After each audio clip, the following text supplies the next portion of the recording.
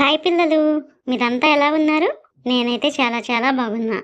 మీరంతా బాగుండాలని మనస్ఫూర్తిగా కోరుకుంటున్నాను. మళ్ళీ మీకు ఒక మంచి స్టోరీతో మీ ముందుకొచ్చేసాను. మరి ఆలస్యం ఎందుకు? స్టోరీలోకి వెళ్ళిపోదామా? అనగనగా ఒక అడవిలో ఒక నక్క ఒకసారి సింహం దగ్గరికి వెళ్ళి దానితో ఈ విధంగా అనింది. ఓ అడవికి రాజైన సింహం రాజా, నాకు చాలా రోజుల నుండి మీకు సేవ చేయాలని ఆశపడుతున్నాను.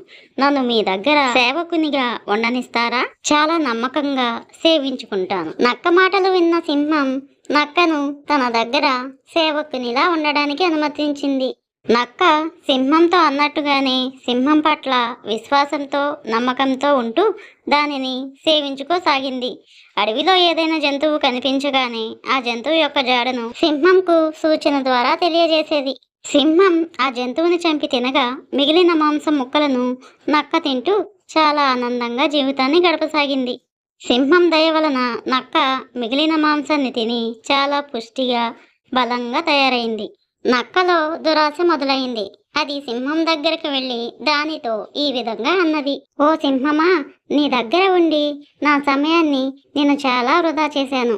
అందుకని ఈరోజు నేను నా ఆహారాన్ని నేనే సంపాదించుకుంటాను అని చెప్పి నక్క అక్కడి నుండి వెళ్ళిపోయింది.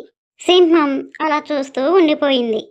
ఆహారం కోసం బయలుదేరిన నక్కకు అడవిలో చాలా చిన్న జంతువులు కనిపించాయి. కానీ వాటిపై మక్కువ చూపలేదు. కొద్దిసేపటికి బలిష్టమైన ఏనుగును చూసిన నక్క తనలో తాను ఈ విధంగా అనుకున్నది. ఆహా, ఏనుగే నాకు సరి అయిన ఆహారం. దీనిని చంపి నా కడుపు నింపుకుంటాను అని అనుకుంటుంది నక్క.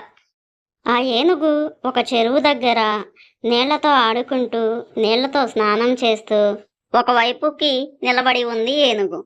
ఇదే మంచి సమయం అనుకొని నక్క ఏనుగు మీదకి దూకింది. కానీ ఏనుగు తన పొడవాటి తొండంతో నక్కను గట్టిగా కొట్టింది.